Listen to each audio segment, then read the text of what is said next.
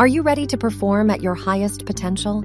Thank you for joining this GP Strategies webinar, where we'll explore best practices and innovative insights to help you and your organization improve performance. So again, I want to thank you for joining today's session, and I'm really excited to introduce you to today's presenter. So Dr. Cheryl Jackson is the Organizational Design and Change Practice Lead here at GP Strategies. She is an industrial organizational psychologist with 15 years of experience designing and implementing talent management solutions across a variety of industries, specializing in job design, assessment, and engagement. So I know we have a really great session planned today with Cheryl, so I'm going to pass it off to you. All right. Thank you so much, Kim, and welcome everyone. I'm so glad to have you here today. As we get started here, I'd love to know a bit more about the work arrangements of your organization. So we're talking about hybrid work arrangements, but Kim, if you could pop up the poll and let's see where everyone stands. Is your organization completely remote or primarily in office? Maybe you have a hybrid scenario with some employees completely remote and some completely in office, or maybe a hybrid with most employees reporting to the office a certain number of days. So everyone's coming to the office, but a certain number of days. Maybe you have some combination of C and D or all of them, but some combination of half completely remote, some coming in certain days.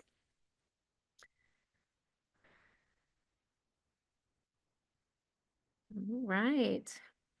It's like we've got almost everyone. Couple more showing up. Okay, I'd say let's go ahead and end it. Kim, let's go ahead and take a look here. So we have a good combination, or it's pretty spread out across the board. We've got a lot of different types of hybrid situations with completely remote, completely in office, some reporting certain number of days, or some combination.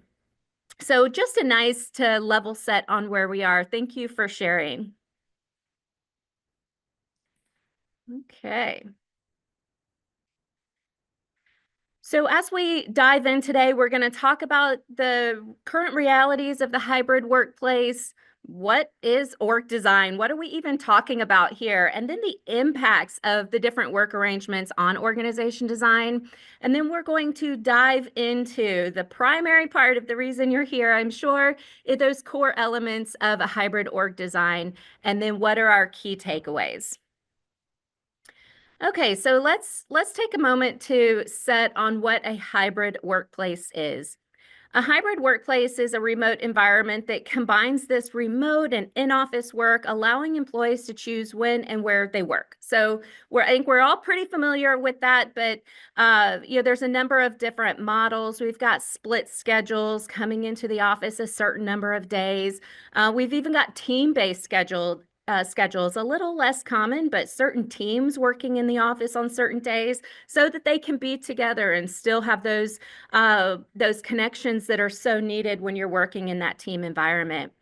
And then as needed, employees can choose when to work in the office based on what makes the most sense for their productivity and engagement. Okay. So what is it looking like right now? Well, you can take a look at these stats. I won't read them all to you, but I want to highlight a few here. 74% of U.S. companies are using or planning to use a permanent hybrid model. So that tells us that this is a reality for a while. Most organizations, at least in the U.S., most of these companies are saying, this is the new reality. This is where we're moving, and we've got to start working within these parameters. By 2028, executives expect only 16.3% of their workforce to be hybrid. Yet some employees really want some form of remote work arrangement. So we're seeing a bit of a disconnect between what these executives are saying they want and what employees are saying they want. But we also know that HR leaders are saying that drawing in the right talent is harder now than it was before the pandemic. So really making sure we give employees what they're looking for and set us up for success with these incoming employees is going to be increasingly important. So we've got to figure out how to find a balance here between what potentially organizations are hoping for and what employees are looking for. So while there's still some uncertainty about what the workforce of the future is going to look like, we are living in an environment where hybrid work arrangements are an increasing reality in one form or another. And organizations are trying to figure out how to maximize their workforce and the structure in this new environment, saying, hey, this is the reality. It's time for us to maximize it as opposed to just getting by. This is a reality we have to do, but how can we make it better and really optimize our structure and our functioning to adapt to this new way of working? Go ahead and put in the chat, if you will, is this resonating with you? Are these some of the stats and the realities that you're experiencing?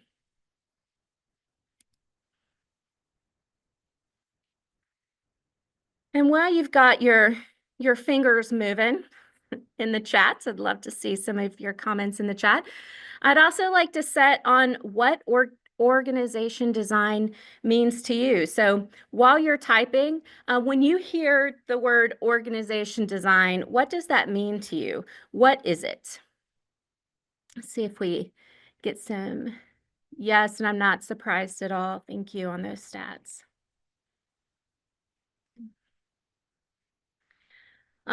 So I won't belabor the point here, but for many, org design really means org charts and names in boxes, organizational structures.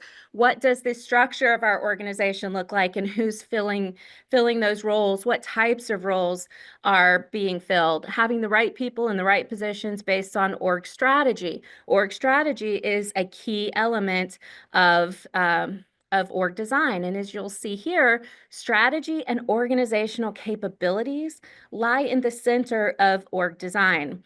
And together, all of these elements create a comprehensive system of high performance that builds on strategy, organizational capabilities, structure, processes, people, and metrics. All of these elements that must work together in order to create this high-performing organization. And it's a balancing act between all of these different pieces.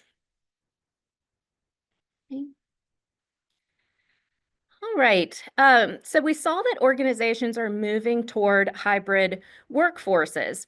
And despite some indication that executives would like employees to return to work, and some countries are actually seeing this increase in return to work, it is currently a reality, and it's here to stay in the foreseeable future. Especially as talent is increasingly demanding this flexibility, organizations really have to say, how do we make this better? How do we maximize those benefits? So what is the impact of work arrangements on org design? Uh, while hybrid arrangements can have many positive benefits that we are familiar with, increased flexibility, even productivity by some accounts, access to diverse talent that you may not otherwise be able to access in a specific location, it can also create a number of challenges. It is a different way of working that requires some adjustment. And if you've ever been part of, say, an online program or course, those courses must be adapted for an online setting as opposed to an in-person setting to reinforce engagement, to get activity and participation. And if you just take your in-person course and apply it to an online setting, you don't have the same knowledge transfer and engagement. And it's really a challenge to ensure that those students are learning the materials you want them to learn. There does have to be some changes. It may require different team structures, workflows, roles, responsibilities, accountability systems, and tools to keep it all flowing, and potentially even different metrics to measure success. So Kim, let's go ahead and pull up the next poll, please. So let's take a look at what challenges you are experiencing in your hybrid work arrangements. So these are some top categories of challenges. These are broad categories and there are many pieces under each bucket. But if you have some additional challenges that you're experiencing that may be more relevant than these, please put it in the chat so we can see some other areas of discomfort or challenge that you are facing.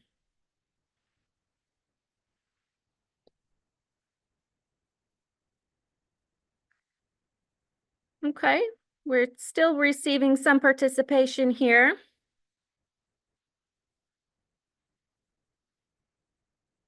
Okay. Every time I think we'll end it, we get another response. So I see them coming in a little bit more here. We'll go ahead and end it here.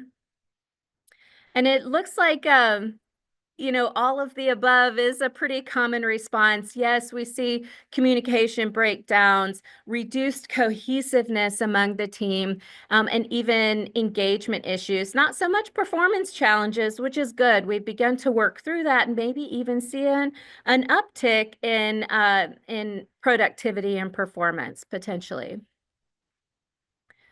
Okay, so let's get into it here. There are many elements of organization design, and these core elements are particularly valuable for addressing the challenges of a hybrid arrangement. Oh, we've got some more responses here I don't want to miss in the chat. Inclusion and equity issues related to in-person gatherings. That's going to be a big one we're going to talk about. The overall employee experience, and then work in isolation may lead to psychological isolation. As a psychologist, I love this topic, and it is so true that we do see some of those impacts. And how do we as an organization help address some of those challenges for our employees, because their mental health and well-being is really important for them as employees, but also to organizational success. So we want to do everything that we can to enhance that and support it from an organizational standpoint. Thank you for commenting, for that input. Okay, so let's do a quick overview before we deep dive. We're going to deep dive each one of these. But when we look at structural changes, reimagining the structure or teams could be really effective for organizing your workforce in a way that makes sense based on their hybrid arrangements, or putting people together that have that are moving forward in a project, making sure they're on the same time zones and working at the same time, or being co-located when it makes sense. Some workflows may need to be redesigned to address asynchronous work schedules and non-co-located teams. And extra effort is required, and even new approaches implemented to address this communication challenges and foster a culture that operates effectively. Not all cultures really support hybrid or remote working. And what do we need to do to adjust that culture to reflect this new work arrangement? And it's critical to reevaluate how we assess performance and hold people accountable in this updated setting. So as we dive into structure, just from your perspective, I believe we have a poll here too. Do you feel that your team structure is optimized for a hybrid work arrangement? Yes, mostly. Some team functions are, but it's inconsistent. Not really. I'm not sure. Or I don't operate in a hybrid environment. It just sounded cool, so that's why you're here. And if that's the case for you, thank you for being here. I'm glad it sounded cool.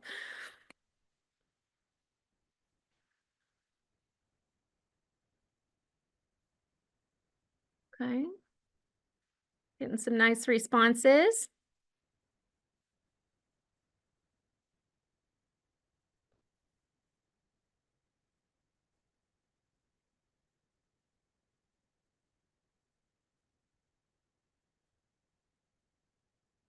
Okay, I think we can go ahead and end it, Kim.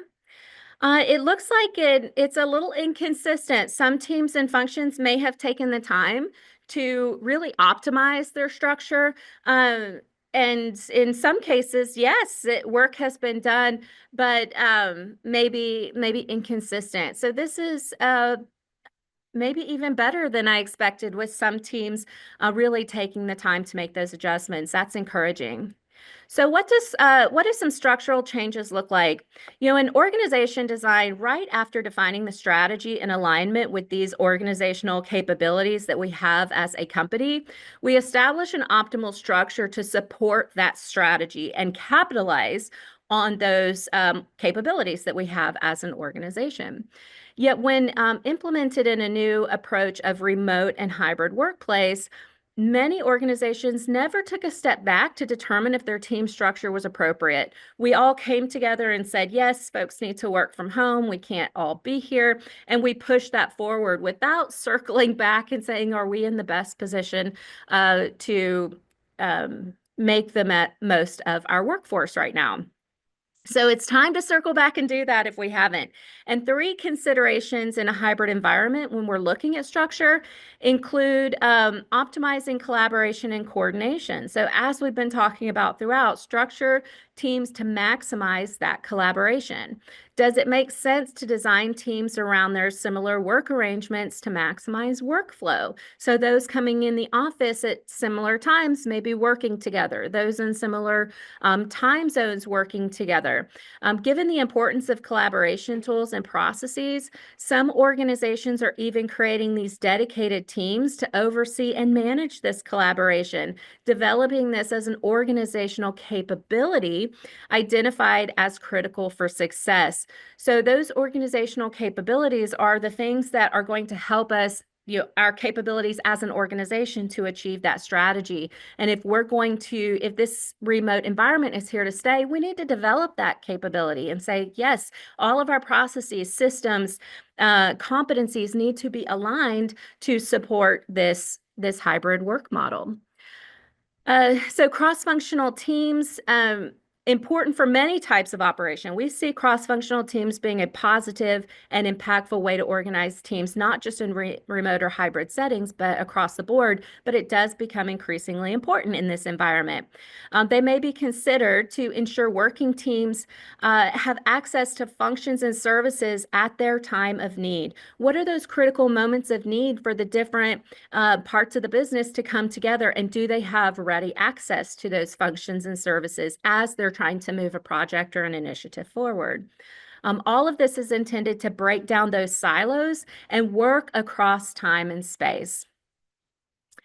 Now, moving on to the next bucket here, in dispersed work teams, access to decision makers can really slow down the progress, and flatter hierarchies and this decentralized decision making can increase team effectiveness and productivity. So similar to the conversation about cross-functional teams, network teams can capitalize on the hybrid model, allowing teams to access the right talent regardless of where they are located or when they are working. So without these restrictions, network teams can bring the right talent together to meet specific project needs. And then finally, we're looking at we can get started getting more creative and flexible around the roles and responsibilities that we assign to individuals. And those dynamic roles can allow employees to ebb and flow, move with the grain of where we're going and how we're getting there, depending on their specific team, specific project, and the needs at that moment.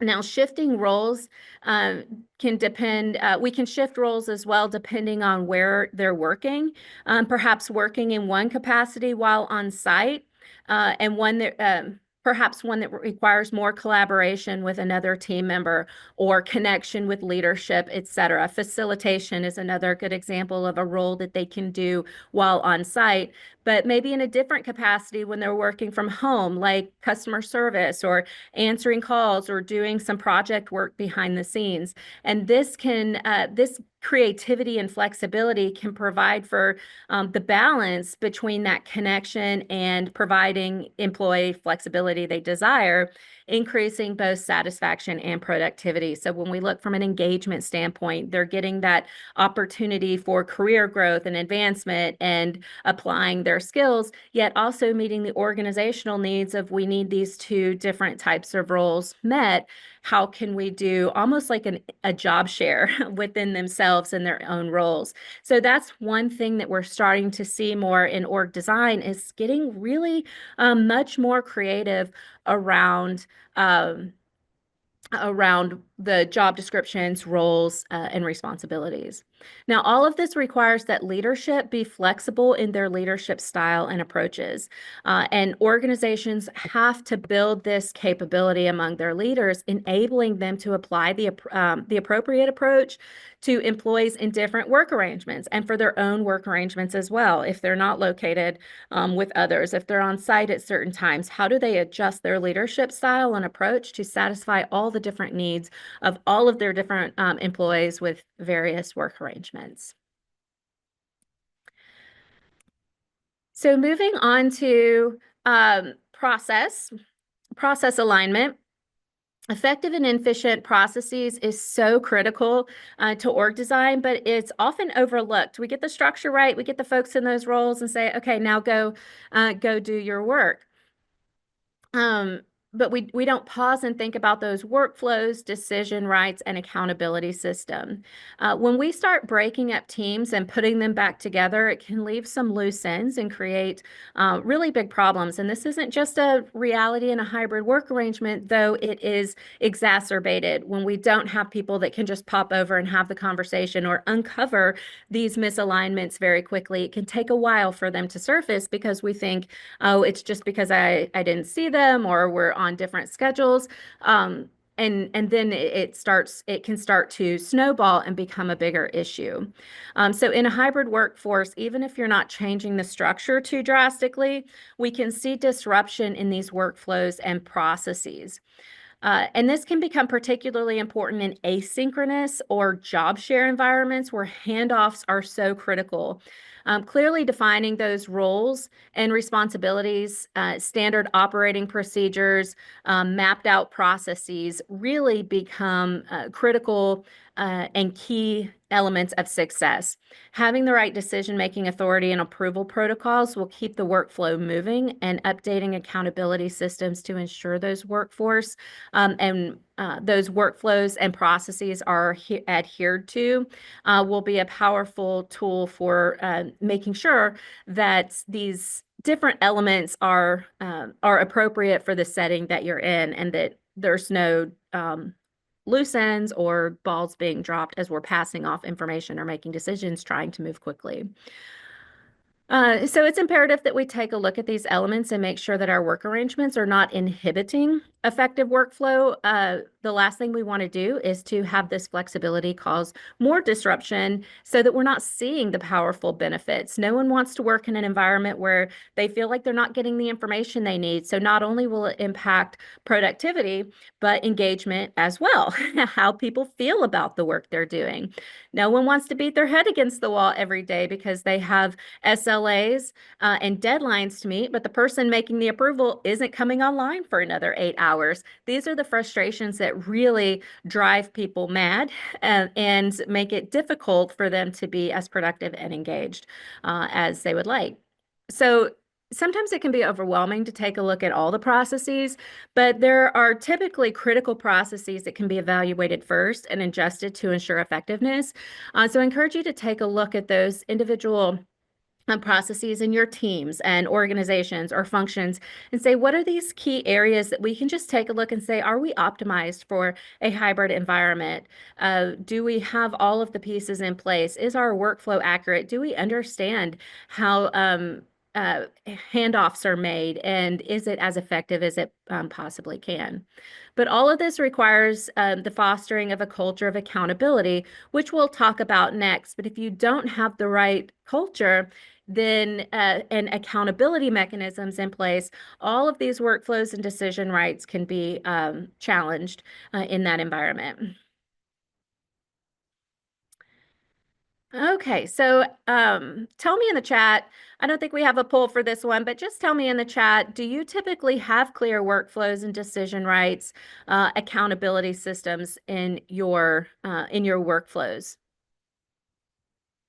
Do you think it will be helpful to dig into these elements and clean up a few of these pieces where we're seeing some breakdowns or challenges with handoffs?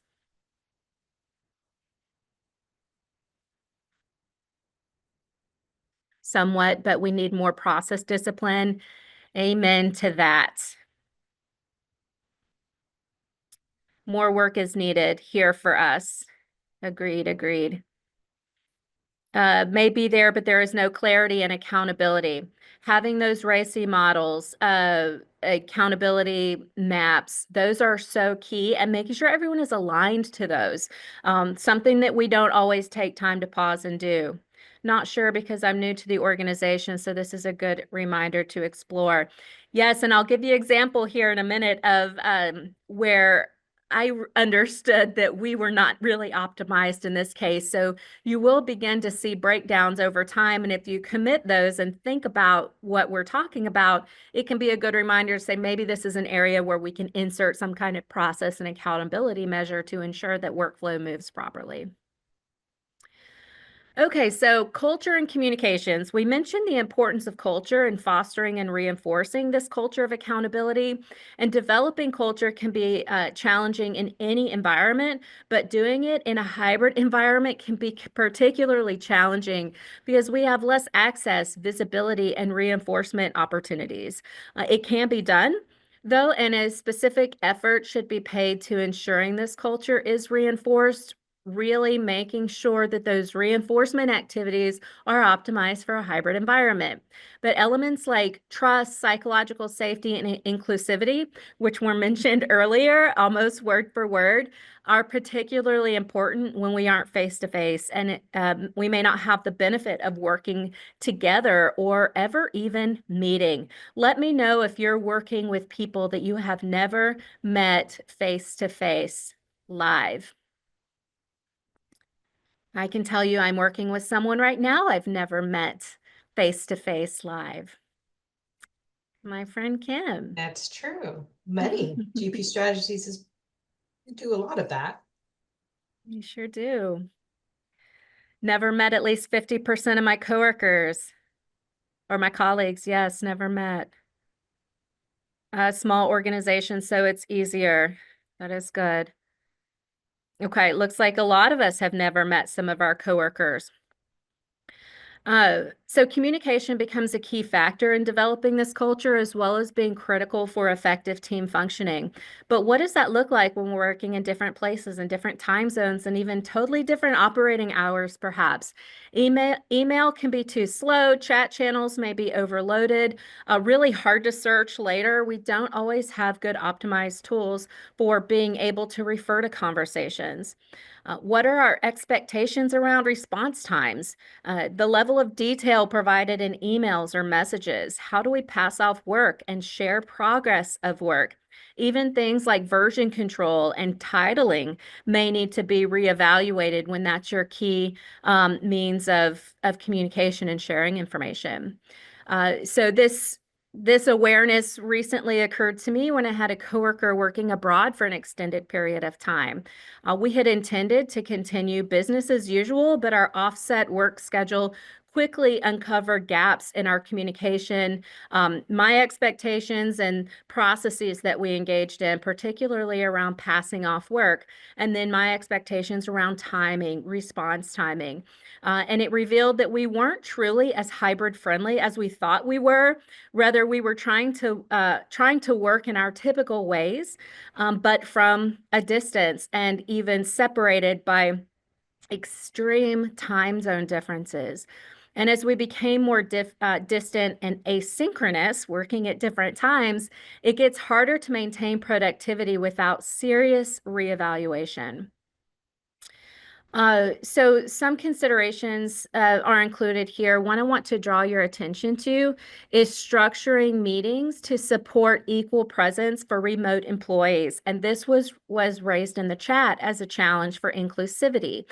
We have generally taken our meetings and put them online or added a virtual option for attendees, yet we haven't restructured the meeting to ensure that it's appropriate for virtual or even mixed audiences, ensuring inclusivity and engagement for all.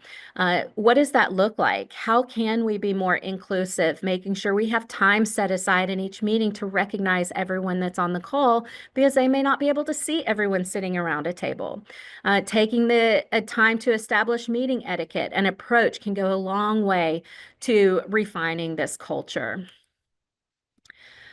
Quick poll here, and then we'll move on. But does your communication strategy support a hybrid work environment? Do you feel like you've really adjusted to establishing communication channels, tools, processes that engage everyone, even at a distance?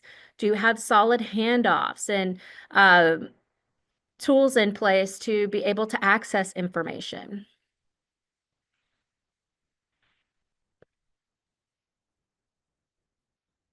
Okay, we'll go ahead and end this one. Thank you, Kim.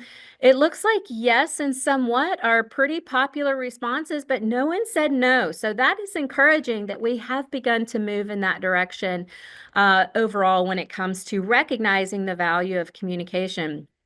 So I'm just going to touch on this briefly. But as we adjust our culture, structure, and processes to meet the demands of the hybrid work environment, we must also prepare our people to operate in that new environment. And I don't know about you, but I didn't receive any how to work in a remote or hybrid environment training when we all went home in 2020. And as we transitioned into a new way of working, we all just adapted. So few organizations established training or even defined what competencies were needed to thrive in this new way of working. Developing your talent to meet these new expectations is a critical piece of organization design, one that is not overlooked in technical skills. Do we have the right skills to perform in your new role or your new structure? But these soft skills for our new culture and new way of working is something that we often don't think about. Are we developing our talent to be able to operate in this model, not just technically with their specific role, but operating within our new way of working? And by doing this, we can maximize those benefits and reduce the challenges. Okay, moving on to our last bucket here. The last key element is to establish appropriate performance and accountability processes. We we may need to update the performance metrics, focusing on output, collaboration, and various measures that reflect the way work gets done. And we need to be intentional about establishing feedback loops to have this continuous access to data. We can't we can't have a conversation about hybrid work arrangements without talking about technology. It seems to come up in every conversation, especially talking about AI and how we're moving in that direction in just about everything that we do. But we have been moving away from on-site management for a while, and technology has stepped in to provide this more objective, holistic data view.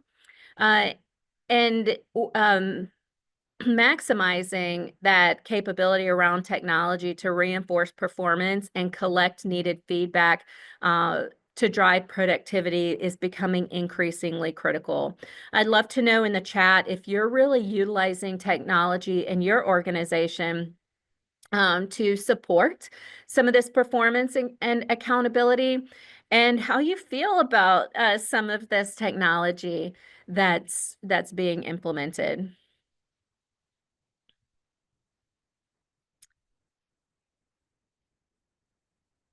Got some good conversation going in the chat. Looks like we're using Slack to engage. Lattice and Asana help us stay on the same page. A lot of tools becoming available. Glean has is great as an AI tool. So flexibility comes in all shapes and sizes when it comes to hybrid arrangements, and flexible Flexible goals is no exception. As our roles, responsibilities, and team structures are in flux, we need to be flexible to adjust the goals and how we measure success, making sure that all of these elements are flexible as well.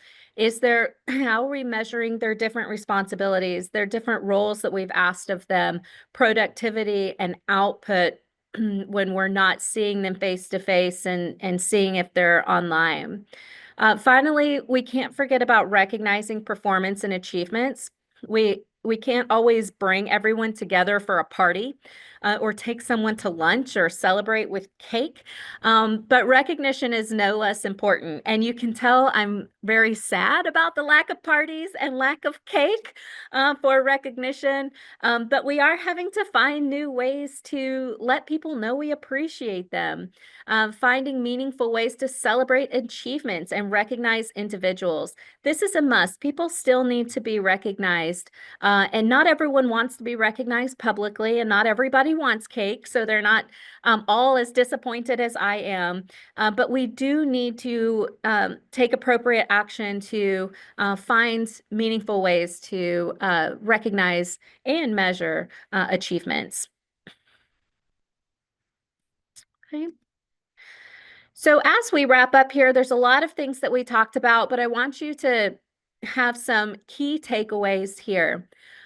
Strategy and organizational capabilities are the absolute first step in any organization design. If those aren't well defined and clear, you will be building to inaccurate specifications. You won't have that North Star that you're moving toward. And the hybrid work arrangements need to be built into that strategy and developed into those into those sorry, I got distracted here with the chat. Copilot is a great tool as well. Yes, we're using Copilot as well.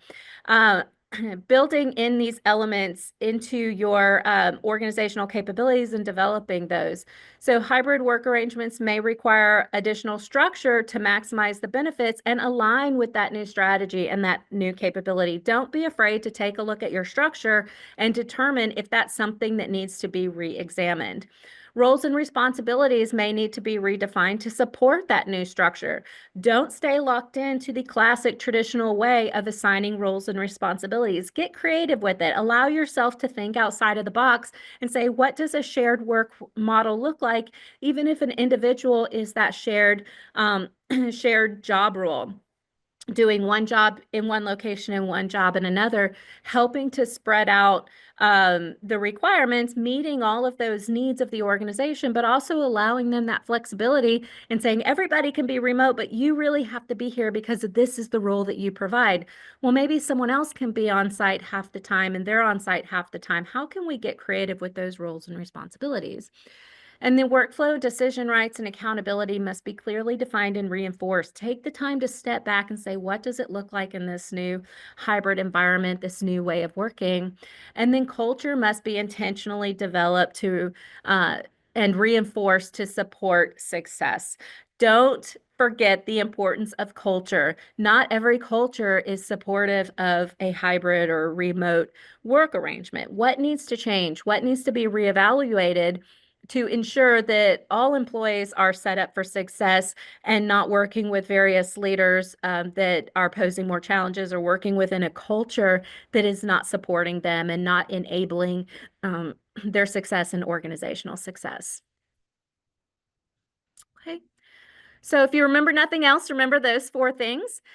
And I'll take a pause here and say, Kim, do we have any questions? Well, I want to be conscious of time because you did cover a lot. So let's we have a question that came through, and let me find where it went.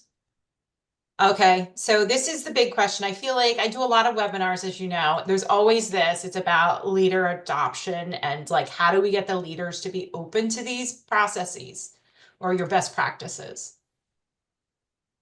Yeah, so getting leaders to listen in to what you're bringing back can often be a challenge. And I would say there's a lot of change management elements that you're going to need to incorporate into getting any leaders buy-in.